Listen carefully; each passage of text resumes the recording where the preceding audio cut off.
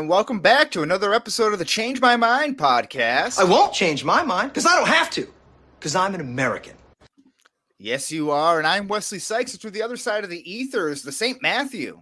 To my St. Philip is Mr. Nicholas J. Esquire, Apostle for Hire. When I saw what you had jotted down, I was like, they bring up the phrase, the term, like the noun, whatever, pronoun, or whatever, friar in the movie. I was like, would it be too on the nose if you just, if I said friar for hire?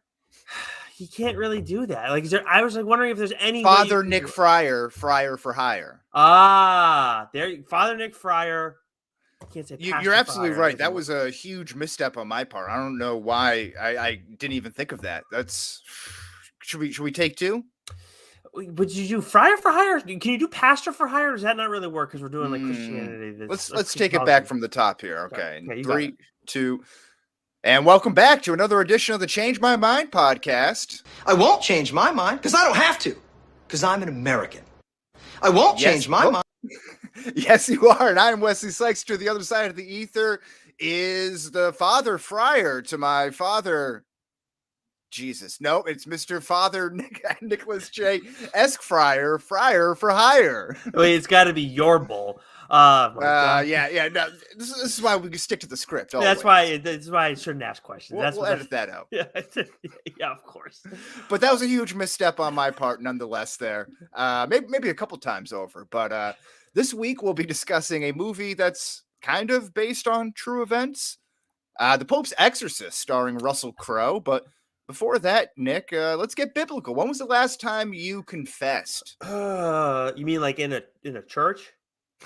Yeah. Okay. I don't know. Like I don't know. Well, I guess in whatever conversations that you have with the good Lord, I guess you don't need a human intermediary. But technically speaking, you would. I definitely. I don't know if I had a confession of sorts, but definitely had conversations. Like probably in the past week or so. I used to feel like that happens just randomly. Could be a couple times in a week, could be not. But like actual confession, long time, like a couple years. At least. Oh yes, it's going back to high school for me for a full on real confession. But the good Lord and I, JC, we have a conversations on the daily, every other day, or whenever we can see fit.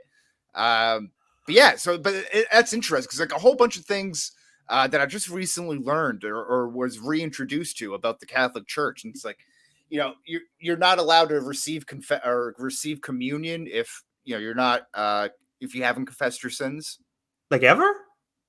Yeah, you're supposed to confess your sins before you're receiving the body of Christ, as well as if you're not a practicing Catholic as well, right? If you're Episcopalian or things like that, right. But also if you aren't married by the Catholic Church, you're not allowed to. That's a whole thing there too. Yeah, there's a lot there, as you've highlighted pretty quickly already. There's a lot that goes into the whole like taking the Eucharist and everything like that. If you don't, if you're not up to snuff, and if you're divorced, so if you just get divorced, like I don't think you're ever allowed to get communion. I guess unless you go to confession, then maybe that cancels it out. I have a buddy whose father was who I believe he was Catholic, and then he got divorced, and then he had a previous marriage and had kids, and then he had a second marriage, which was in that he birthed or whatever, I guess, my friend and his older brother. Mm-hmm. And I'm pretty sure like the church, like it was years ago, but like didn't recognize that they existed. Yeah. There, because I guess you can get your marriage annulled, right? And if there was I think there's rules that like if you're if there's infidelity involved, then it can pretty much, in the eyes of the church, the marriage never happened because the vows weren't lived up to. I guess so. It's like, and I'm sure everyone kind of laxes on the rules as years go on. It's not everything is as strict as it was 10 years ago, as it was 30 years ago, as it was 70 years ago, right? Yeah, I guess so. It's weird. Like it's just like we're just gonna pretend these things didn't happen. Like it's right in front of me, but like it's not real. I don't know. There's so many bizarre rules. It's like Major League Baseball, quite honestly, or the other way around, maybe. Yeah, lot of unwritten rules, right? But because that came up to in conversation, not recently, but probably in the last year or so. We went to a wedding or first communion or something like that, where they're offering the Eucharist, and my wife went up and she's like, "Why aren't you going up?" Well, I was like, "Well, I'm not Catholic, so you shouldn't go." And she's like, "Oh,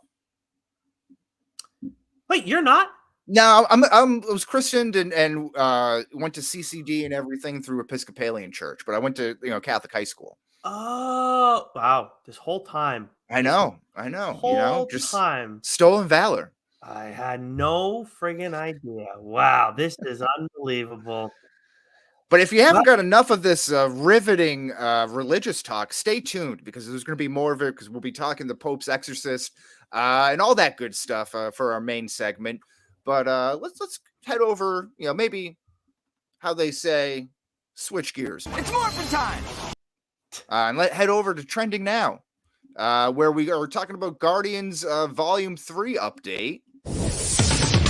Damn, son, where'd you find this? Okay, so we did Guardians of the Galaxy Volume 3, our exit survey last week as a crow flies, and it's right now up to 476 million worldwide box office, with 213 coming domestically.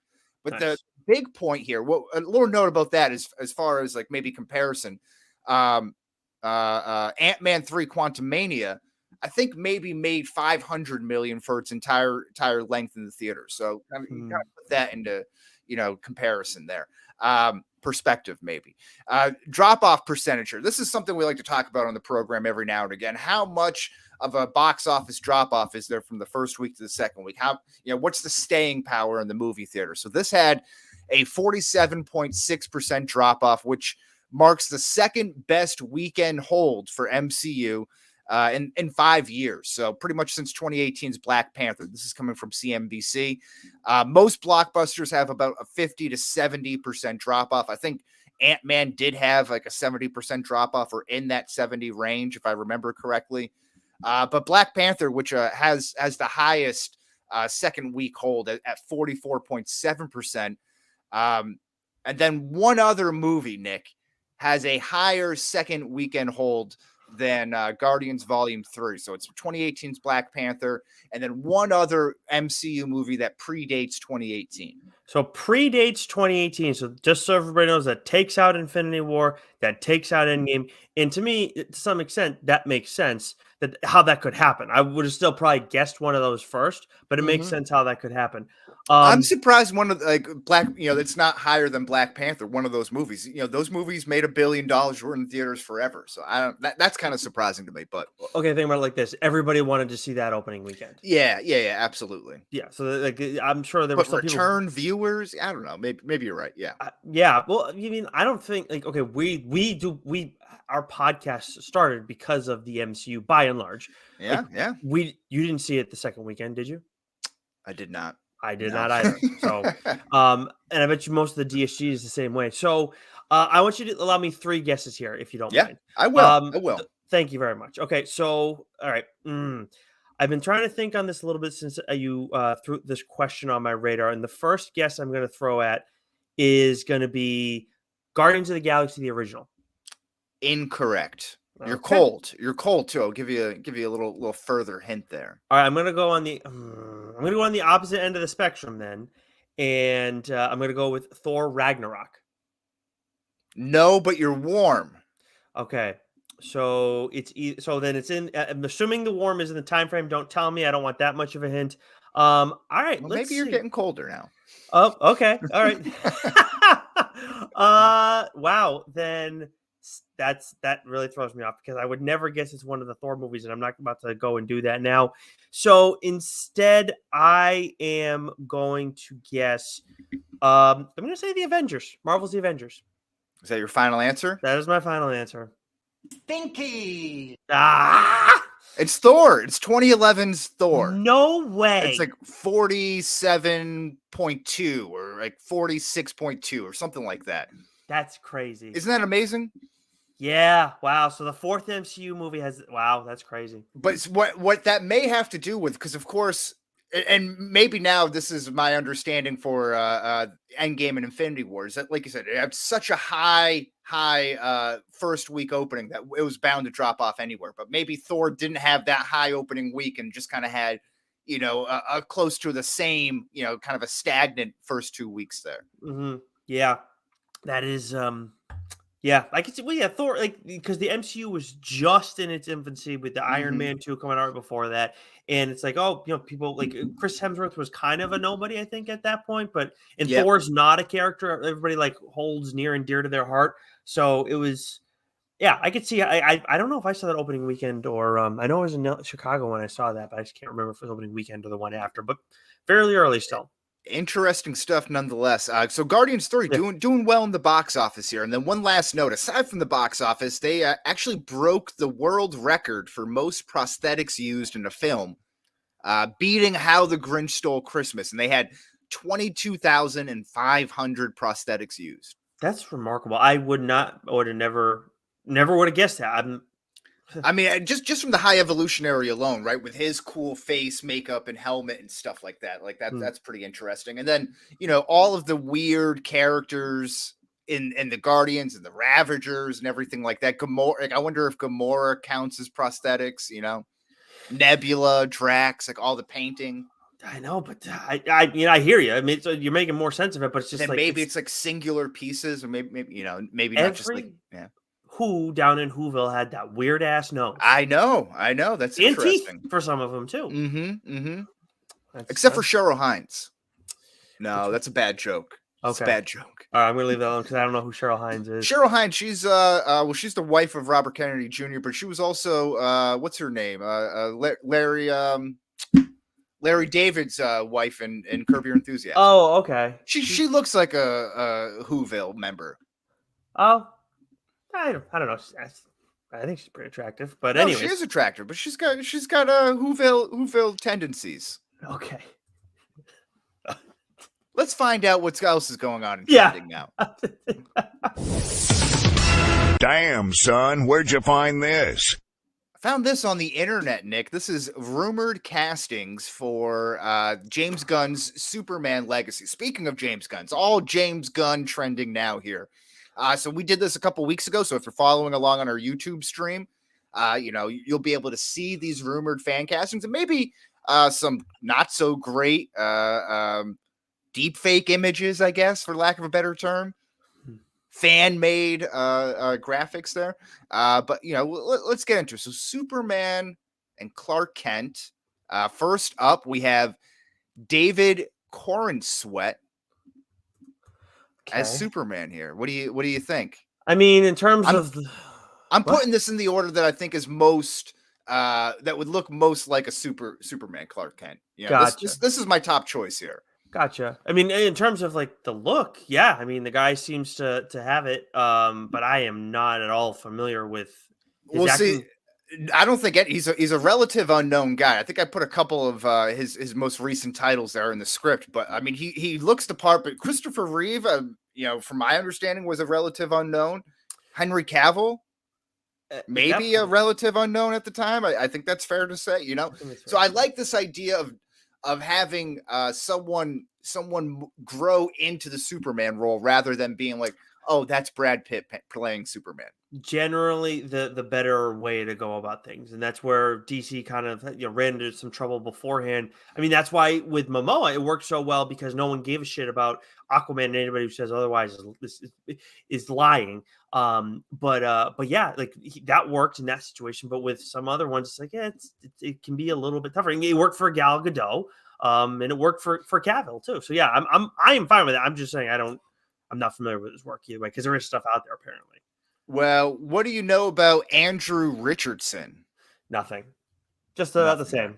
Do you know anything, Andrew Richardson? No, I don't know. He's most recently starred in a 2022 movie called The Independent, starring John Cena and Brian Cox. Nope. No, I don't know who that is, but I think this next name is one who you may know at least. Yeah, absolutely. This one doesn't do it for me. I don't like the bearded look. He doesn't look Ugh. as you would definitely have to put on weight. He's got the chest hair to be Superman. Certainly if you want that again, that Henry Cavill look. But the Mm, next guy is Jacob Elordi from HBO's Euphoria. So this mm. is the great the Wow. great deep fake that I was talking about here. Now Jeez. I don't think he's actually auditioned. He's just been rumored for the role. However, I'm not sure if he has a strong enough jaw for I mean, Superman. These other two guys here hmm, certainly have more of that square jaw look. hmm. And I don't know, maybe that's just me. Maybe that could work off if we're going for a younger Superman.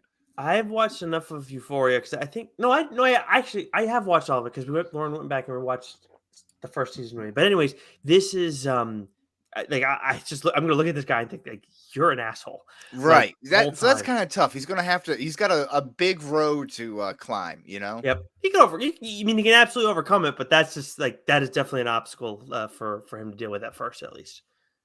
All right. So rumored to be Lex Luthor. He's actually also rumored to be Superman is Nicholas Holt, who's no newbie to the superhero film world. Yeah, and look, if you're talking about Lex Luthor, I can absolutely get behind that for this guy. I think he could pull it off. He is a good actor, but not Superman. Like that's what I was seeing this whole time. So this is really Definitely not Superman. no. I don't think that is for that same reason of like not that strong Judd. He would have to go on a ton of HGH, like a ton of it. I would think more so than these other guys. But as Lex Luthor, I think he could play that kind of intellectual match to Superman's strength. Hmm. Yeah, So that's no, interesting. he could pull that off. I think. I mean, I'm not. I don't love it, but it could work. Would he be better than Jesse Eisenberg? Pro- Probably. I think. Yeah, yeah. More than likely. I actually like Jesse Eisenberg. I just know, the general opinion, general consensus is that he wasn't very good. Well, But when I think of Jesse Eisenberg, I just think that he kind of plays like is the criticism of him that he kind of plays the same character all the time. yeah, Okay, yep, so I do get that vibe. Nicholas Holt is not that at all. No way. yeah, and he was too weaselly to be, a big villain. You know what I mean? Like, Mm. too like not weaselly, but like young and kiddish and like immature. But I Yeah, don't know. he He played was the Luther younger weird. son. Yeah, yeah, he He was played. like Yeah, that's actually a good way to put it. Alexander Luthor. Yeah, yeah. It's Well, wasn't that a role? Wasn't that a character in Superman? I don't know. I don't recall. I mean, I know they have the there's Connor Kent who's like the clone of Superman and Lex Luthor, but This is not endorsed by the Comic Book Minute here. This is not the ringing endorsement that we were looking for. I Let's don't go read over Superman. Lois Lane, who was played great by Amy Adams in the Snyderverse here, but we have Rachel Brosnahan, who starred in The Marvelous Miss Maisel. Yeah, well, when I look at the three girls that you have like who are listed here for Lois Lane, again, like when we're talking about the look of the character and the traditional look of the character that we're used to, like this girl makes the most sense, Rachel Brosnan. Yeah, I think she could pull it off. I think I could see it. Because I look at the other two and I think of a different character in the DC properties. Yeah, and she plays, a very strong woman lead in the. I believe she plays the lead. I believe she's the titular title in Marvelous Miss Maisel there. So it definitely brings that kind of like strong backbone that's needed with maybe the softer features that also come with Lois Lane. Emma Mackey, who you may recognize her from Death on the Nile, if anybody watched that movie, or if you are interested in the upcoming Barbie film that's coming out, the Margot Robbie Ryan Gosling project. Now, I will say, like, obviously, like, brunette, she's brunette in the picture we're looking at here, but when I typed her name in on my computer, I saw, like, a picture of her, like, with blonde and, like, pink in her hair. Well, wig work is amazing these days. Okay, but I look at her with the blondish hair, it's like, you look like Margot Robbie, kind of. Yeah, she does actually kind of look like in the face. I can see that for sure. Yeah, and then the same goes with the other girl that you have pull up. So it's like, okay, well, if I think that, I can't be like, if I'm thinking that, I'm sure there are going to be other people that think that, and it would just be weird because, like, okay, why isn't she Harley Quinn if she looks that much like her? I know what's her face, Margot Robbie's still in the mix, but Yeah, yeah, oh, okay. Here, and last but not least, you referenced her already, Samara Weaving, who again you may recognize from Scream Six, Snake Eyes, or that badly produced Babylon film. Or every other Margot Robbie movie, because she looks even more like Margot Robbie. She does. These are all Margot Robbies. That's why I'm saying, like, of the ones that you're going to pick, like it's just weird if it was either one of those two. Again, not saying I don't know anything about them as actresses, but like from like an appearance look, Right. But again, like you said, wig work is amazing these days. Yeah, they can do wonders with wigs. Wonders with wig there. So yeah, that's the rumored casting. So interesting stuff. We'll see if any of that stuff comes to fruition. Of course, we're still waiting on the castings for the Fantastic Four, and we did that a couple weeks ago. So we'll see if that comes to light. But I think I think we're a little bit closer to getting those than Superman Legacy, especially with the writer's strike. Yeah, more than likely. And just please don't make Nicholas Hoult Superman. Like I like him as an actor. By the way, Lex is like Alexander is Lex Luthor's full name. By the way, that's what like. But I thought I heard somewhere that there was a son of Lex Luthor in a comic run. I don't know. Maybe I'm listening to the wrong YouTubers. Yeah, that could be possible. I don't know. Like if okay, so the endorsement is back on by the Comic Book Minute. Alexander Luthor Jr. There you go. There we go. Okay, so we're both right. There you go. Look at that. So nobody's minds got changed. It's Morphin time! Let's shift over to the Comic Book Minute. A superb choice. So we got a couple titles that I'm very, very interested in this week, but it is a little bit of a slower week in terms of my pull list. But from Boom, we got Mighty Morphin Power Rangers issue 108. I will be talking about this more at length on TLDR when I have more than a minute to talk about books. But I will say that there was a surprising development from the previous issue. Always something, of course, you're hoping for month to month. But Melissa Flores continues to do an awesome job there. Gunslinger Spawn issue 20 is out this week from Image. I have not got a chance to look at that, but I have read No One issue 3, and this is the title that I'm probably most excited about month to month from any publisher. And the first issue was awesome. The second one was on a similar level. I wouldn't say it was better, so I'll probably give the nod to the first one. The third issue, best one yet by far. Really awesome stuff. And I believe I've mentioned it before when I've talked about it on here. I know I have on TLDR, but there's a podcast that accompanies it, and it's a scripted podcast. So it's essentially taking place in this world. I love how they're doing this. Kyle Higgins has done a great job, the writer of the series. So awesome stuff there. As for TLDR, we're back on mainline stuff. We had Ryan Parrott, who also does stuff for the Massiverse over at Image Comics. He was back on with us this past week, but we're doing our 8th trade. So that means Joe is going to be talking about a book I've recommended in the past and vice versa, on top of talking about some other collected editions that we've been waiting to share with one another.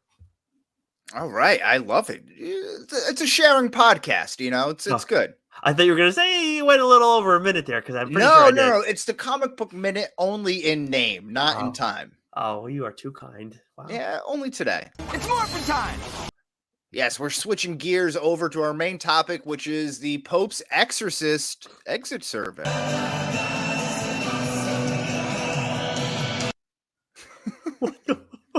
I don't know if you could hear the audio, but that is my favorite church song going back from Catholic high school is Our God is an awesome God. Oh, that's what that was. I could not make that up. Yeah, that's just too bad. But it's church music nonetheless. One more time for the people.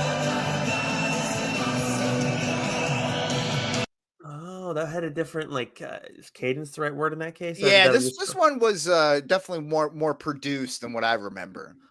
Gotcha. Yeah, that was a lot of production value poured into that song. Yeah, but the tune, I'm used to it being moving at a different beat. Maybe is what is the better way to put it. But yeah. Well, this is at the end of the chorus and not the beginning of it. So okay. Our God is an awesome God. That's what I'm used to. And then it picks up, and then our God is an awesome God, and then it's been too long.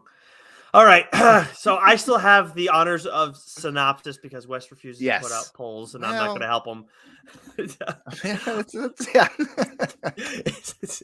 So, all right, follow Gabriel Amorth, the Vatican's leading exorcist, as he investigates the possession of a child and uncovers a conspiracy the Vatican has tried to keep secret. All right, this was written by Michael Petroni and Evan Spilotopoulos and R. Dean McCreary. That's the Irish name I screw up. Great. Directed by Julius Avery, starring Russell Crowe as Father Gabriel Amorth, Daniel Zavato as Father Esquibel, Alex Esso as Julia, Franco Nero as the Pope. That's a strong name. Franco Nero. I like that. Peter D'Souza Feoni as Henry, Laurel Marsden as Amy, Cornell John as Bishop Lumumba. John is an interesting last name. Oh yeah, huh. I was like waiting to finish that, like in my mind. I was like Cornell John Smith. Just waiting for something else. It just left me hanging. But last but not least, Ryan O'Grady as Cardinal Sullivan.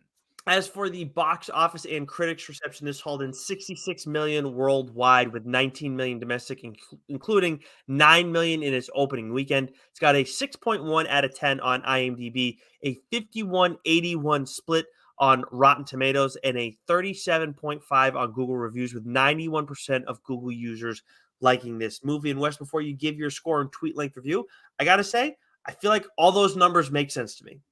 Yeah, I'm getting more confused. I'm getting the yips now with Google users. That percentage there, 91%. I just don't understand, because I think that's less than Guardians or one of the movies that we reviewed recently.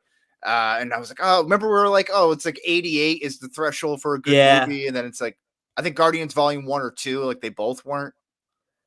Let's see. I am trying to find them real quick for us. But yeah. At any rate, so I'm just in a box here. I'm in my own head with it.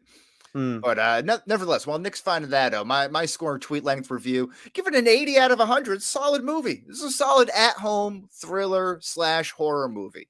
Love Russell Crowe. I think his charisma stands out in an otherwise, pretty boilerplate movie. But I would have liked a little more demon and church history. But they do a good job of peppering it in. So just to follow back on all this stuff that we're just talking about, the original Guardians of the Galaxy, 88% of Google users liked that movie. Yeah. And then 87% liked Volume 2. Yeah, see, I don't know. See, I maybe we should just throw that out. Maybe Google users don't know what they're using. Yeah, I mean, well, the other thing is, when did that start becoming a thing? Because that could be part of why those numbers are a little bit lower, because people who think positively are going to care enough to go back. So, well, yeah, because you wouldn't think a movie that is under 4.5 on Google reviews would be liked by 91% of Google users, Right. Yeah. I don't know. But one thing that we both should note, we watched this at home. We purchased it on Prime. Yes. So $20, $19.99. Yeah, which actually, before I get into my score, brings up something that we were talking about beforehand. It's like, again, an idea that we came up with together, and it's like, why are the people who are in charge not coming up with this shit? I mean, this would be like you're not offering this is almost kind of like a disservice to people. So we had the option of either renting or buying this, and it was the same cost, whether it was an Ultra HD or standard. It was $19.99 to rent, $24.99 to purchase. But you have to make the decision going in. What you don't know this movie, especially this one where it's a new release, you do not know. So I'm thinking, okay, well, I asked Lauren because she's not going to watch it with me. Are you going to want to watch it later? And she said, no, she's not interested. All right, fine. So then I guess I'm not going to buy it. I'll just rent it. And then, because I don't know if I'm going to like it or not going. And I didn't look at your notes. You'd seen it before me. And then I watched it. I was like, I do like this. And maybe I would have bought it for the extra $5 just because to have it. But it's like, I don't have that option to go back afterwards to spend the extra $5. I have to spend the full $24.99. Jeff Bezos, fix this now. Fix this. At Amazon support, we need to do something here, because that just makes so much sense, Nick. Even like, you shouldn't even have to pay the extra $5 for it. You already paid the $19.99. Like, did you like this movie? Great. Buy it for another $2, $2.50. Cut it in half of what you would have done, and then you're getting it there on the back end too. But to charge the full price to buy the movie after you rent it is just it's hogwash. Yeah, capitalistic hogwash. I just don't. Who's going to do that? I mean, maybe there's enough people that go and say, I really liked it. Now I got to own it. I mean, to that end, I'd say just go buy the DVD at that point or something, because I know it's everybody does digital now, but I just wouldn't want to give that extra money to Amazon. It's just kind of annoying. But You've seen Jeff Bezos lately? no, Oh man, he's looking good. That's why he needs all the extra payments here for the $24.99 buying. He needs the top of the line HGH. geez. TRG. He's ripped. He's looking good. If you look at him from like when he started Amazon to where he is now, like he was just like a skinny, like pencil neck dork. And now So, he's like a ripped guy who has a penis for a head. so you're saying he went from Lex Luthor Jr. to Lex Luthor Sr. Yeah, you could even say the same for Mark Zuckerberg. There was like photos of him surfacing recently of like competing and winning a Brazilian jiu-jitsu tournament. Oh, well then. Okay. Must be nice to The have the all tweets the that I time in the saw world. said that he won like a gold and a silver or something in his competition. However, I'm very weary of any multi-billionaire with the reach that he has, maybe not putting a little extra weight on the referees there to ensure that he wins. Mhm. Yeah. Well, I either don't way, know. I mean, having that kind of time to get to that point is It's good though. Yeah, must good for him. sure. Sure. Anyways, my score for this is an 84 out of 100. So Wes and I are, per usual, in the same neighborhood. Mm-hmm. Russell Crowe was great. Peter D'Souza Fignoni was horrifyingly terrific. The whole movie haunting throughout, but particularly scary towards the end until the final part of the exorcism, which we'll get into a little bit later. Speaking of prosthetics, Henry had some good prosthetics on there. Dude, he got fucking weird. I wasn't ready for that. He was freaky as things were going on. And he kind of just has like an odd look, especially what they do with his hair and everything. And he had like the dead eye stare with like the big bags. Like he looked like he wasn't sleeping or anything, Yeah, but by the time we get to the very end, like the last like effort, it's like, what the fuck happened? Yeah, he goes full on possessor. So let's dive into the exit survey. Let's start off with a softball. Nick, are you interested or intrigued by stories of the Catholic Church? Yeah, I mean, there's so much that's been like hidden over the years, and there's so much like other stuff that's going on. Whether like, I will say, I'd like to know if it's like real or fiction going in. Like believed to be. But yeah, that kind of like that the historical stuff. I think I have an interest in history to begin with. And this is like one of the oldest institutions in the world, if not the oldest institution in the world. So and as like much of an open book as the Catholic Church is, no pun intended, there is like a ton of secrecy there. They have all these books. You can go to every church, you can speak to a priest, and they can give you the whole history of it. You can take an ecclesiology class in high school, and all this stuff, right? But there's like still the inner workings of the church. So much gets lost. So much is tucked away in the Vatican. There's all like compartmentalization, right? Like I'm sure your local pastor, your local priest doesn't know the inner workings like the archdiocese does, and the archdiocese doesn't know as much of the inner workings as those who are actually inside the Vatican. You know what I mean? So yeah. There's all this like compartmentalization. So there's like the whole thing is like shrouded in secrecy despite being out in plain sight.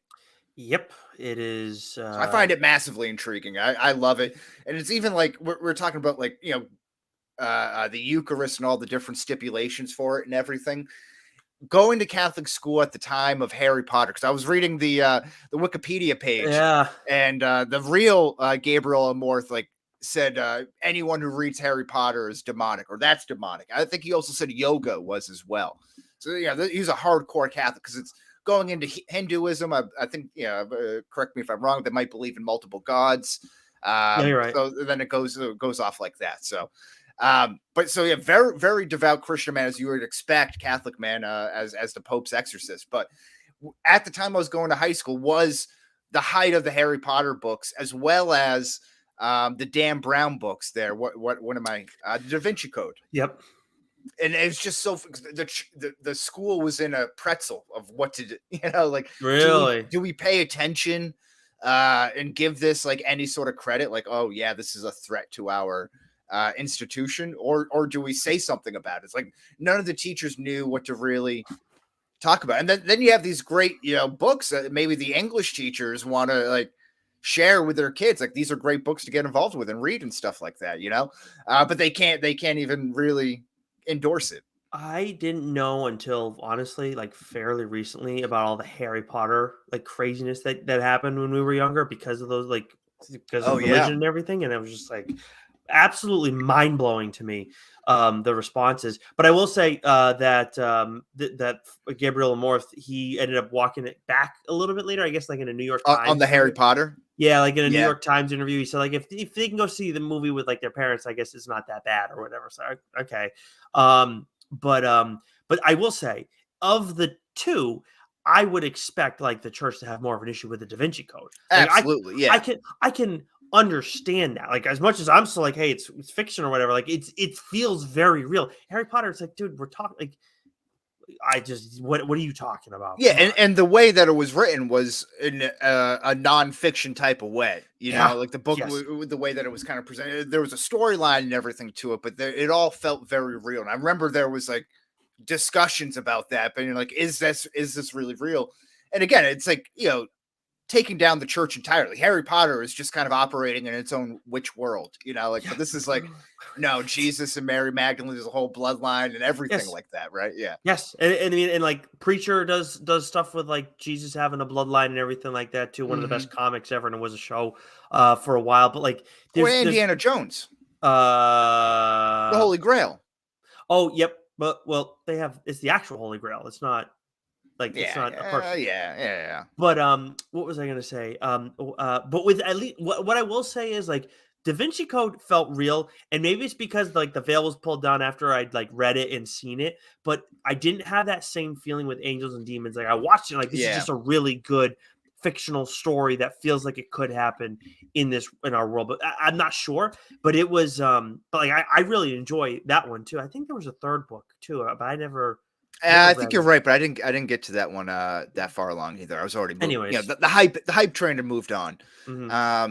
Yeah, so both intrigued, interested, love it. Okay, was this movie more of a thriller or a horror movie? Okay, I'm curious your thoughts here, because I say horror because like this felt real in a sense of like how it wasn't nonstop action at all times. Yes, it got freaky, it got crazy, and there were certain things like when the head twisting around and some of that stuff. Like, okay, that's probably not happening, but some of the other parts of it where I think there is like truth to some of this stuff, like there are like the exorcisms and things like that that's been around for a bit. It felt like some of it was, I don't want to say grounded enough, but not sensationalized enough. Like Henry felt like real. Like that performance was amazing, and that's absolutely. And then obviously with horror too, it's like the jarring stuff we see with the kid and some of the other like body horror. So yeah, like it felt like not as sensationalized, but it felt like more of a real horror in some ways to me, I guess. Yeah, and I would defer to you on this. I feel like you're the more well versed in horror movies than I am here. So I kind of view this as like a thriller with horror elements. My view on horror is like Freddy Krueger, Scream, Nightmare on Elm Street, Jason, all that kind of stuff, right? Like where it's just like gore, even like the Saw movies or Hostel, where it's like gore and violence for the sake of violence, and the storyline is really just a device to get you to the next action scene. And this felt like it had more, again, of a stronger storyline there, with the Exorcist possession, elements and horror elements there peppered in. But yeah, I would defer to you on that. And I appreciate that. I'm not going to go and claim to be, hashtag dork in terms of like horror fandom, but like I've definitely, I've always had like interest in it, but it always freaked me the fuck out. But somebody helped get me over that hump, and now I think there's no turning back. But like, yeah, there's, especially when you look at the Conjuring stuff, there's like a lot of freaky shit that happens, but there's a story in there, so it's just a different type of horror. Right? And I think, and it's fair that like what you think of horror, you think of gore. I think a lot of people do. Absolutely. Okay, what was the most? Let's dive in. What was the most rewatchable scene that you found here? I mean, everything with Henry to me was amazing. I mean, when he like right when he first gets possessed and they send the other priests in, he throws him out and it's like, rogue fucking priest. Like, what the fuck? This thing is nuts.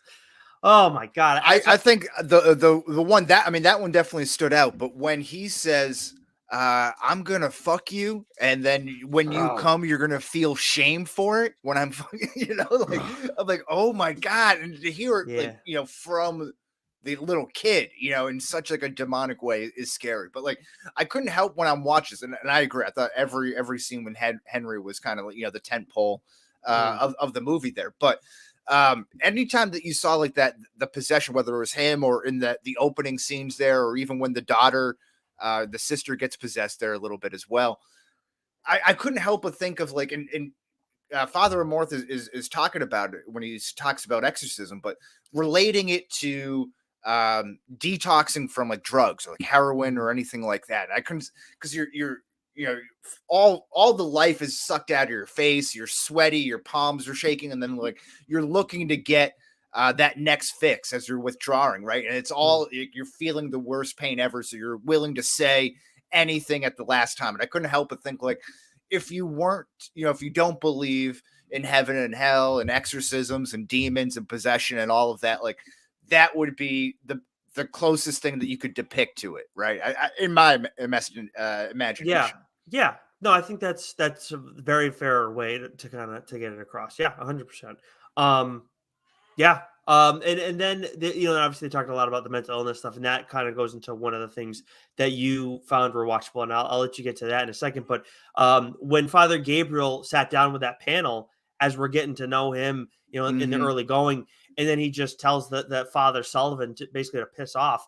I love that, and I think that's part of the trailer too, which I know we say it's not ideal to have that be one of the best scenes, but I really like that a lot. And look, there's a lot of stuff with Henry in this movie. So when I say most rewatchable scene, like there's just so much good with that kid. But yeah, like Father Gabriel is like his basically saying like, I asked like the Pope, if you got a problem with my boss, like talk to him. I mean, we need to talk to my boss. Oh yeah, and even how he says like, "Oh, he's not possessed. I just played a little trick to mind to he was mentally ill, so I just had to play a little trick on him, and it was a little psychology trick or something." And like that, right? That was great. It's like, and like I suspected that when I saw the first scene, but it's like that's kind of what you should hope for. By the way, the priest who asked him for help and then was there and ratted him out, what a bastard that guy is. Yeah, and that apparently was something that did happen to a degree. In there, I think that's that opening scene in the countryside. I think I was reading that, and actually some of your notes. Actually, yes, the countryside part did. Yes. But we don't want to. I don't want to jump ahead. Not the exact details of it, right? But that was probably I think that was a great opening scene, a great way to open the movie. I'd rewatch that a bunch of times, and again, just his confidence when he's holding out. I don't know if it's Saint Augustine, the medallion that he's holding out there. But so it immediately gets the eyes, the attention, the focus of the demon in there, and then he just like slick talks him. He just use street talk and just kind of like feeds into the ego. He's like, I bet you can't get into the pig, and then he just shoots the pig. Like I was like, all right, we're on the right track here to open up a movie. Yes, yeah, that was they blew that pig's head away. But with the medallion too, Wes, like. I didn't find anything on this like in terms of like true and not true about the movie, but like that was something that I thought was really good, was how they were talking about the exorcisms. But we'll get to that a little bit more. Is there anything else you had for yeah, and just when both Father Escobar and Father Gabriel go down to the Abbey catacombs there to uncover the demon graves and the possessed exorcist that was down there, all that stuff was really interesting, kind of finding that out. And it's like, oh, there's so much gas and sulfur here, and it's like a pathway to hell. Like I don't know, that's supernatural stuff. Like I wish they kind of went into that like a little bit more. It was I think that kind of goes into like the problem that I think that I have with this movie, and I think you feel pretty similarly about because we look at what was true about this movie, because it's based on a real exorcist. He started like a group for like exorcists, with a priest from like France, like in 1990 or something like that. I saw that in this. So this article, History versus Hollywood, is a website that does this like compare and contrast and does all this research. I thought it was great. It. Yeah, that's cool. It's a great site. Right. Yeah. So definitely going to look into that more whenever we have situations like this.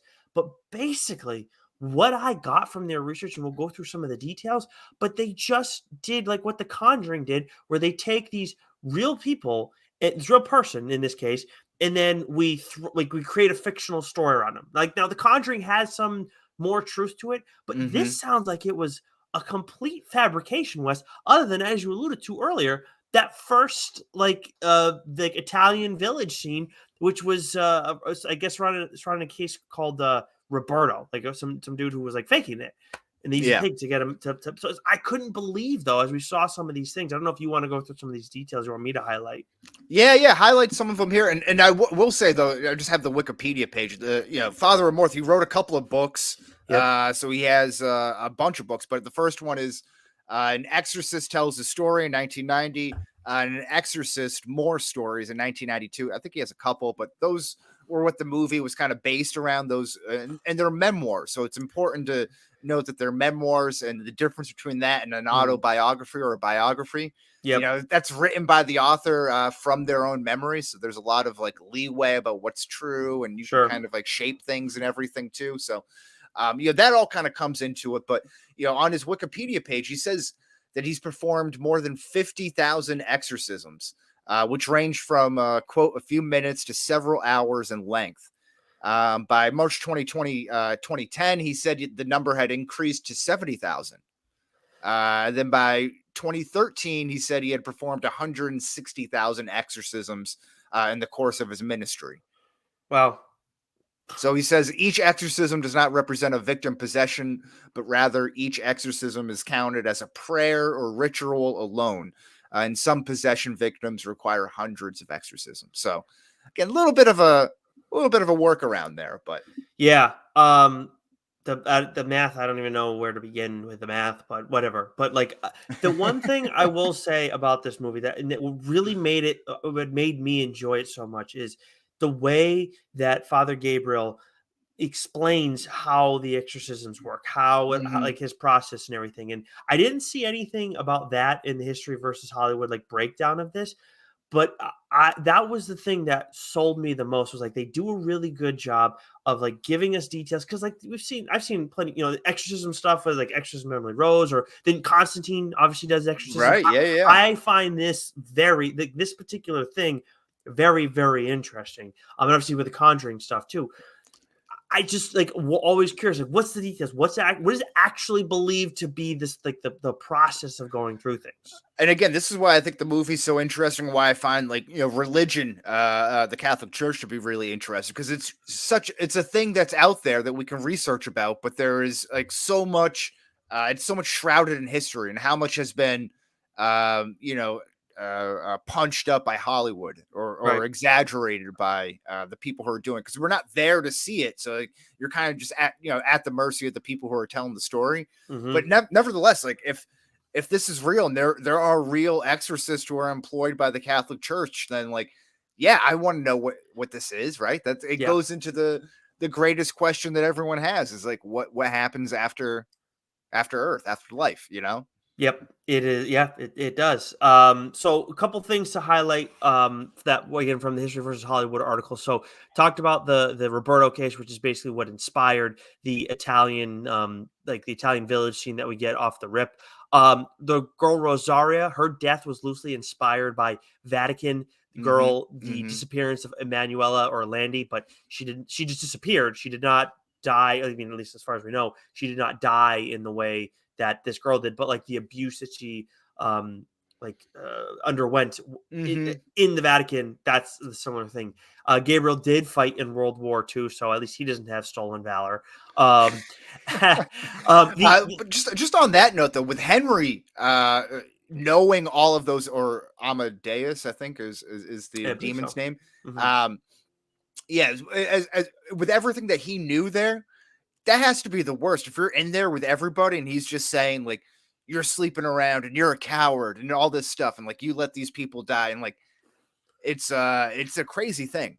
Yeah, it is. It was imagine being in there and you're just shit, my deepest, darkest secrets are all coming out right now. And again, another great detail that they established is you can't know stuff like that you've confessed for already and you've been forgiven of. But if you Yeah. can't forgive yourself, then like you're still kind of open to fair game. Like so, these details are great and they feel real. If this was like a fictional movie completely, I don't know if I would have given it a greater grade, and we'll get into that a little bit why later. But it's just I'm left with like a bit of a bad taste in my mouth because like it's just I don't know what's real. Well, I think the way that I kind of came around it was that a lot of these ideas, and maybe like the general ideas are true. Like you said, the Rosario's disappearance, the Abbey, there that is a real place, even though it has nothing. It wasn't really haunted or anything like that. But there was, really a Pope's exorcist, all this kind of stuff. So I think there's, some truth in it. It's just all kind of warped around into one story. Right. It was not actually did not actually exist. Was the Abbey of San Sebastian, which is the setting for this entire story. There isn't, and now according to the article, there is an abbey with a similar name in the region, the Abbey of Santo Domingo de Silos, which is called San Sebastian de Silos during the 10th century. But that structure has a cloister and central courtyard. Last couple things, West, this was really cool, and I was like, if this is real. Like this is actually like a believed thing. This would have been the coolest thing. It would have been good, but it would have been just like a very interesting thing to be true. The explanation for how the Spanish Inquisition began does not line up with perspectives of historians. So, and that does that mean in the sense of like the guy was possessed and then the devil did the work? Yeah. Oh, yeah. But that's what I think is one of the things that'll age the best. Is a little spoiler alert. Is like that that fictional retelling of history through the eyes of the Catholic Church. Like, obviously this could be considered trying to rewrite history in a bit and paint it in a more favorable light. But to be able to be like, all right, the church did so many bad things, and this was because they were actually possessed by a demon within the church or worked away. I think that's a very interesting comment. And while it's not true, like I was just saying, maybe there's ideas that could be taken from this. And there was somewhere, where did I have this here? I had some note. Where was this quote? Where was it? I don't remember seeing it anywhere. Okay. When asked whether, this is on his Wikipedia page, when asked whether the devil can strike inside the Vatican City, Amorth stated, he has tried already. He did it in 1981 by attacking John Paul II by working with those who armed Ali Aga. So it's interesting. So it's like that sort of thing, like the devil kind of coming in and seeding, trying to break the Vatican and the church from within. Yeah. So those ideas, may have persisted, or at least, within the church, those are like maybe some beliefs that they have, and then they were able to incorporate them into the movie. Yeah, and again, like it's a really cool thing. And if I know going in, this is like a complete work of fiction, that's great. That's cool. Like it's an interesting, smart writing decision. It still is, but it's just like, again, why are we centering around this real guy and not using more real stuff? Because again, not only is that structure not real, okay, we're thinking, well, maybe some of the stuff was with Henry was real. Like maybe it was this kid was possessed and blah blah blah, but it wasn't to that magnitude. No, Henry's not even based on a real life case. That's the cherry on top. That's the main character, or at least if you are gonna use, again, like you said, Gabriel Amorth, maybe use his like biggest, most known case, right, or something that kind of stands. Again, the guy's says he's performed 130,000 exorcisms. That's maybe there's one that you can find that would be actually interesting to use. So interesting. But the demon Asmodeus. Yep. We got a little bit about him because I thought he was interesting. He pops up, if you look at his Wikipedia page, all throughout different religions and different points in time. So I think that's pretty interesting. But he's most associated as the Prince of Hell and associated with lust. So let me see if I got anything up here. In Judeo-Islamic lore, he is the king of both demons and demons. Asmodeus is most known as the Deuterocanonical Book of Tobit, in which he is the primary antagonist. And Peter Binsfield's classification of demons, he represents lust. The demon is also mentioned in the Talmudic legends, the Talmud, which I think is like the like Old Testament of the Jewish religion, that the Old Testament equivalent. Oh, For instance, in the story of the construction of the Temple of Solomon, in Islam, he is identified with the puppet mentioned in the Quran, which dethroned Solomon and reigned over the kingdom until he got his kingship back. And I think in the story in the Temple of Solomon, King Solomon enlists Asmodeus to help kind of build up his temple there too. So again, across the Quran, the Talmud, and the Bible as well. So he's well represented in all the fathers of religion. It's Interesting. Like, it's all the same thing. Yeah, exactly. Right. It all started somewhere there. I will say I'm interested in reading these, like getting my hands on these books. I don't have, I struggle with prose because my mind tends to wander, but I do think at some point I want to check. Was it An Exorcist Tells a Story and An Exorcist More Story. So obviously know where you got to start. Yeah, and those are pretty simple titles too. You know, they had good SEO writers even back then. That's good to know.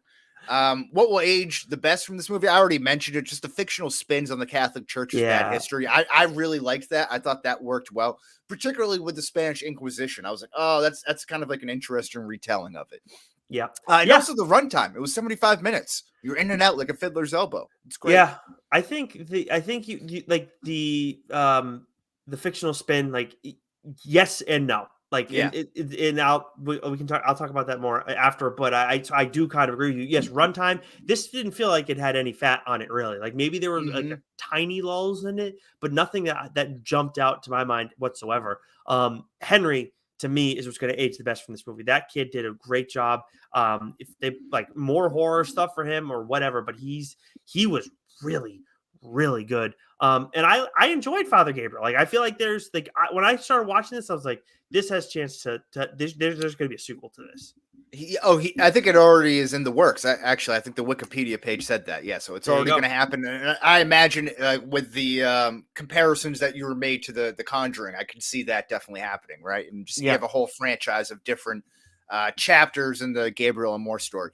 And Russell Crowe's great. He's chewing up the scenery. He's doing a whole lot of work in this. And Henry's great as well. So I'm with you.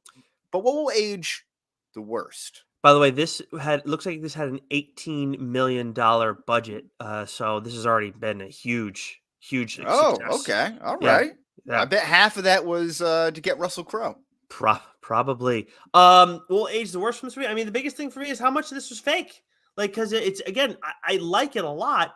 I think it's well done, but you're using a real person and then turning everything into like all of his stuff into fiction. Like, he sold his stories like before he passed. I think he did it in 2015. So like he knew he was fine sharing all this and getting it out there. I just don't understand how you don't base more in reality. And I'm not saying you can't sensationalize stuff. Like people, I know like the people's heads twisting when they're like when they're possessed and everything is like, a played out thing and it doesn't happen and whatever. Sure, that's fine. You can still do that in there, but just like use a real story. Like I don't know why you don't do that. Yeah, no, I'm with him. That's what aged the worst. The head spinning to depict possession. I know that's again a nod, an allusion to The Exorcist and all that sort of thing, but you don't have to do that in every movie, right? So that happened when the demon went into Amy, right? His sister, Henry's sister, there for a minute. And she kind of cranked her, or maybe it was the mother who cranked her head around. It was Amy. Right. Okay. Yeah, which I thought was cool that he was able to kind of possess two at once, kind of showing off his power. Yeah. Dude, that demon was nuts. Like and it was just right after he said like, oh, like this, I've seen a demon before. It's like talk through three people at once, and then boom. Yeah, and what'd you think of Russell Crowe's Italian? You know what? I don't really know what like an Italian accent is like sounds like off the top of my head. So when I heard him, I was like, I don't know if this is good or bad. Like, you ever heard Mario? Jeez. It's John Leguizamo, yeah. So I was just like, I don't know. Like, okay, it's not. I can understand him for the most part, so we're fine. Yeah, he was fine. I just felt like this was him just kind of chewing up the scenery a little bit. I just kind of would giggle throughout the times when he's like driving through the streets on his Vespa, like saying cuckoo to people. Cuckoo, he did not own a scooter, by the way, according to that Hollywood versus. Oh, that's bullshit. Now this movie's going down in grades. Yeah, you can't have that. Also, Cardinal Sullivan, he was a real twerp. I didn't Yeah. like him at all. Yeah, Bad look for the young Irish. I wonder if he's gonna be at the center of the next movie because he had We that don't whole really know experience. what happens to him, right? What happened to him? He just went on a sabbatical. That's But it. what happened at the end? Did he get blood poured all over him? What? I don't know if he got blood poured over him, but he was in the church that we kept seeing the Pope in, and he heard like a demon's voice, like speak to him. That's right. That's what it was. Okay. Yeah. All right. This seems pretty consensus here. Who had the best performance by a side character? It's Henry. It's not even an option. I mean, it's because I feel weird saying Henry's a side character, but I mean, if it's not Henry, then maybe it's is it Amy? But even then, No, I didn't really like Amy. She was like emo for the sake of being emo.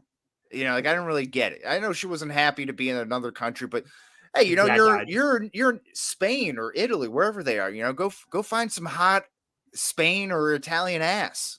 Her dad also just died in the movie too, so there's that. Which again, and that's another question too. How does this guy have like a sacred church that was owned by the Vatican? That is a that is a great question. I was like, who is this guy? Yeah, when they first got there, I'm like, what? Why is this family here? And then it's like, oh, it was in his family's name. It's like, wait, what? Huh? Yeah, the startup time to introduce the family and the whole church. You can't really ask too many questions. They're just like driving right to Italy, and that's what I thought was kind of funny. Maybe this was kind of aging the worst because now that I think about it, is you have the opening scene of the really dark possession scene of killing the pig with the animal sacrifice and all that, and then it just plays into some nice like 80s like pop music, and it's them just driving along like a nice countryside road in Spain, and it's like a complete it's like a hard transition. Mm-hmm. Yeah. I don't know, man. Let's ease into it a little bit. Yeah, that was interesting. I really liked how he did that. They did that, by the way, the opening scene. I know we talked about it already, but yeah, that was very smart. It pulls you in, but I'm just saying. Then it just goes to like a hard contrast with the family getting introduced, and it's like a little too light. It's like, you know, when like news anchors are reporting on a story, and it's like, and then we had a 4-alarm fire where 5 people died. Coming up next, squirrels on water skates. Yeah, it's like, you know, there's like no real thought to it. It's just a hard shift. Yep, that's a fair way to put it. But yeah, so that's kind of how it felt for me. Who lost the movie for you? Who lost the movie? Where am I? I have the same ones as you. I don't want to. You're the one to run first. Well, Cardinal Sullivan, he was again real twerp. You know, he needs his comeuppance. He needs to spend some time and being possessed. Actually, that's kind of sad. Shouldn't say that. But the devil's a big loser here. Yes, this is very true. I'm wondering if the devil made you just say that now about Cardinal Sullivan. I know. Yeah, I'll repent. Good. But yeah, no, I think that's great. And what I'm interested in, and again, going off and getting with the way the movie ends, it sets itself up for a sequel, going to the 199 locations or whatever the number was of like the places that there's no God here, right? And that's one of the cool scenes that you see there is like, you know, him writing on Henry's belly, there is no God here, or find the priest, or whatever it was. You know, all that stuff. I thought that was really effective there. But you know, what are these other places, and are they all in Europe, or are they in America? Yeah, but again, like, this is not a thing. Like, he wasn't a part of like this team that did all this stuff. So, oh no, but he did do a lot of exorcisms. Yes, 100%. He did a lot of exorcisms, and I just want to see some like real ones. Like, you can allude to it, I guess, in the background that you're doing this stuff, but maybe let's get like a real story in there if there's some interesting ones. Do we get a Catholic cinematic universe with some of the greatest exorcists and priests and popes, and they all have like an Avengers like team up movie to beat God? I'd be actually very curious if there's to beat God. Is that what you just said? Oh, geez, that's the devil taking over me. Wow, that took me a second there. Wait, I was just possessed. The devil. I was, yeah. You're gonna have to go. We gotta stop talking about this movie. I will. You know what's funny is apparently a light flickered off and on in our place when I was watching the movie. So it was a little unsettling. But boy, I would be interested if Father Gabriel and the Warrens like ever crossed over in real life if they ever cross paths. I'd be interested if that was actually a thing, because that would be really cool. Different movie, like I don't know if it's the same ownership, but that'd be really cool if we could get that. Other unanswerable question: with all of this IP and reboots and everything happening, why don't we get? This is a more serious question, like a cinematic universe of the Bible. Of like all the angels and the story of like heaven and hell and battling and stuff. Like you get all this stuff about Zeus and all the other gods and everything like that. All these like Greek stories and Roman stories. Just tell some of the angels story, angels and demons. You ever heard of Supernatural? I've heard of it. Is that a TV show? Yeah, that's but is that literally what it is? No, it's not actually what you're talking about. But they do deal with a lot of like devils and demons and then.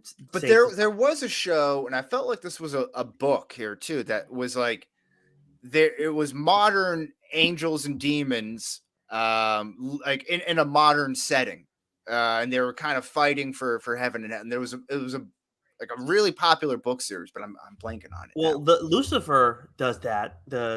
Okay, but that's not what I'm thinking of something else here. No, of course not. Know. But no. Lucifer has like some. I think most of those angels' names are real, but it's like all of his siblings and stuff like that is like God's son, and God is depicted in it too. Actually, God is the Allstate guy, like the original Allstate guy. Who's also he's the president of 24 and well, I would say Major League. Serrano. Yep, Here's Serrano. Guy. Yeah. Jeez, couldn't think of it. Mm-hmm. But yeah, I want to make sure everybody knows that Mayhem is not God, because that would be weird. He's got a great God voice. Maybe better than Morgan Freeman's. Yeah, it's a good one. Yeah. That's strong. I like that. Who won the movie? Speaking of God. Personally, someone like me who likes exorcism stories, mm-hmm. I think you won this one, because this was like. I thought it was well done, as much as there was some sensationalism to it. I thought that Father Gabriel, like Russell Crowe, his explanations were very interesting in every detail. I was really soaking it all in. I just hope that there was some truth in some of that shit, because, I don't know what the fuck else there was. I'm right there with you. I'm a fan of the exorcism stories too, so I'm right there with you. Priests being presented in a positive light. We recently, there's a lot of alliteration with the P's here today. But we talked about The Last of Us and how the church group there, the group leader, the father priest, was a cannibal, right? And it's like, I think Rainn Wilson had even tweeted that the Dwight from The Office, we don't really see like positive depictions of priests anymore, and rightfully so. They've done a lot of dirt, particularly in this part of the country, right, over the years. But it's nice to see them get a dub every now and again. Yeah, it's got to happen once in a while, you'd think. And of course, right? God wins. Oh, I don't know, man. I know. Well, I got some work to make up here. I got to get back in his good graces. Maybe Wes is the one who lost this movie. Shit, I'm losing it right now. Oh boy. But yeah, that'll do it for the Pope's Exorcist exit survey. Nick gave it an 84. I gave it an 80. That's good for an aggregate score of 82 on the CMM scale. So available on Amazon Prime for $19.99 or $24.99 if you want to buy it. But, maybe you should hear us out, Amazon, and, maybe make a little intermediary price to buy it after renting it. But yeah, nevertheless, go check it out.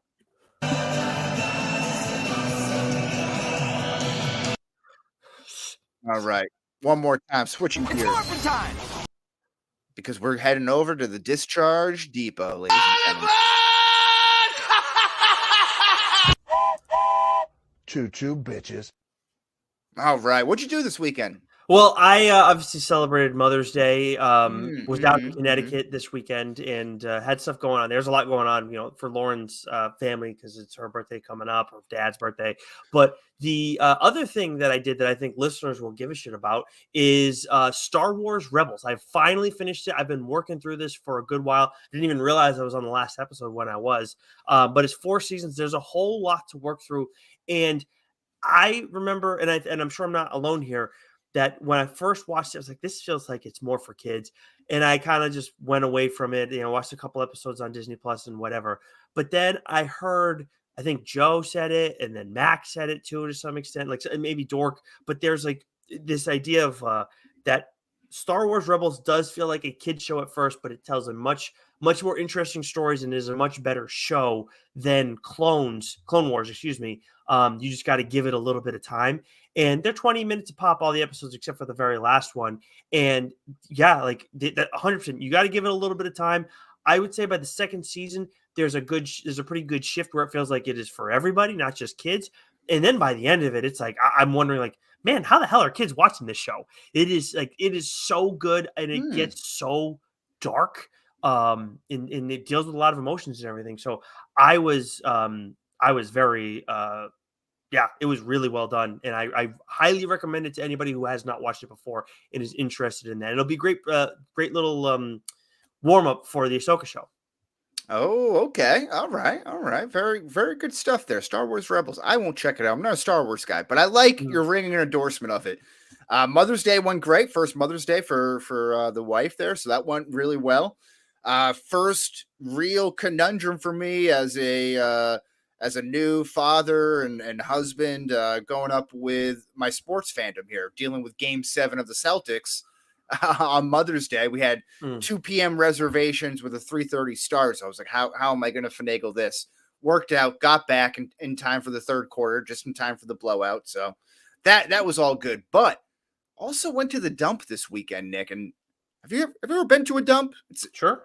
It's a place where dreams come true. Did Westport have a dump in your town? Yeah. I think when you look to settle down, buy a place, make sure the town that has a dump. Okay.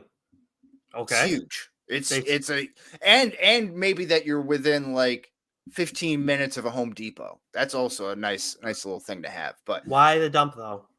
The dump is great. You pay a flat fee. You can bring all your shit there. It's amazing. You pay I don't know, it's like $50 for the year. And you bring all your leaves, everything like that. But aside from that, you also get free loam, free mulch, free dirt. If you can shovel it, you can take it pretty much. So now I've been doing landscaping in my backyard, trying to reshape this big hill that I have. It's all big sand. It's a nasty sore eye. Got 45 cubic feet of loam. Put that all across, wheelbarrowing it up the hills on 2x4s. Again, 10, 12 foot hill at this point. Great stuff. So I did that in about 3-4 hours on Saturday afternoon. Wake up Sunday, and I got a bad sciatic nerve strain going on in my lower back here. I had to call the good doctor, Joe Gilmore over there, give me some tips. Good. He's good that he's helping you, but not good that you're dealing with that. That's no. But it was a great, again, impressive feat, big, deep wheelbarrow, pushing it up 10, 12 feet in the air. I'm losing it as I'm like getting up there. So it's tipping over to the wrong way, and I save it, all the dirt from, and don't lose any of it. And it kind of get it right and then shift it over. And that's what it did. Look, that's where I strained. It was when tipping over and using my side and my ass to save it. So yeah, a little out of shape as far as manual labor is concerned. It is a totally different ballgame versus going to the gym all the friggin' time. It is surprising and it can be humbling. I'm really hung up on the fact that because I didn't know that until now. I knew some of these details, but not until now did I know that you got your mulch from the dump. I've never heard of that before. Oh yeah, no, it's a great feature, and also, I mean, it's a huge money generator for the town, so it makes the town's taxes super low.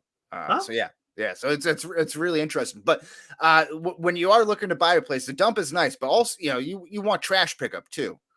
That's included in your taxes. You have that as well. So you have that and the dump. Oh yeah. Interesting. Okay. I didn't have trash pickup. To pay an extra fee to have someone come and haul your trash away every week. That's at least have it all baked into the taxes. Yeah. Yes, that would be nice. Economics here on the Change My Mind podcast. It's economics and religion. Look at that. Look at that. This is it. But we're getting into not separating church and state here. That is the problem. No. We're fully blending it. Yeah, they're in bed together. But there we go. I'm curious though, if we had any listeners who can answer this question, does your dump, if you have a dump, like have a service with where you can buy mulch there, because I'd never heard of that before. Oh, you don't even have to buy it. You just go in for it. Yeah. Either way, you can get your mulch there. I'm just curious if one of our listeners can let us know. You can DM us or whatever at CMM Podcast or Pod. Oh yeah. I would imagine you could do that in Westport too. You know. I never did that. We got mulch. I don't remember it coming from there. Well, again, you got to go and get it yourself. That's the holdup. A lot of people don't do that because they don't want to have to shovel it, so they just hire someone to go, get with a dump truck and drop it off. Oh, okay. Which I get, because then you won't wake up with a sore back the next day. This is true. Well, just engage your core, West, and you'll be fine. There we go. That's it. Honest to God, though, whenever I've done stuff before, and like since I've known to do that, whenever I do manual labor, and it's like thinking to engage my core as I'm doing this, like, does anybody actually think to fucking do this when they're shoveling all the time? There's no way. I don't think so. I certainly wasn't. No way. Anyways, all right.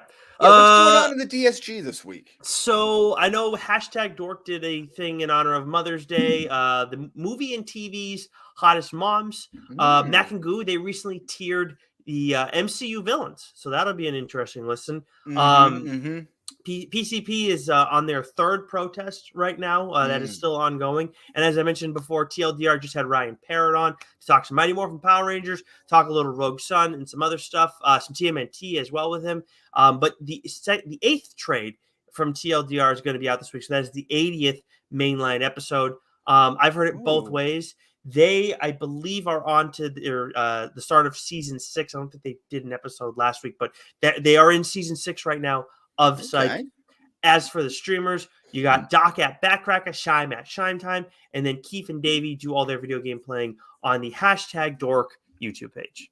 All right, I love it. And as for next week, we'll come at you the same bad time, same bad place, with another movie that's available for video on demand rental or owning, Dungeons and Dragons, starring Chris Pine, the second best other Chris.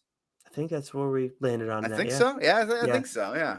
You won that battle. And we know that. That was it. That might have been the last CMM debate that I won. Yes, but it also was probably the second last poll that you put up. We've done quite a few debates. That's also true. But yeah, so we'll come in, same bad time, same bad place. So watch it anywhere you can get video on demand. I think it's Amazon Prime. Everyone's got Prime. It's Prime time. Stinky.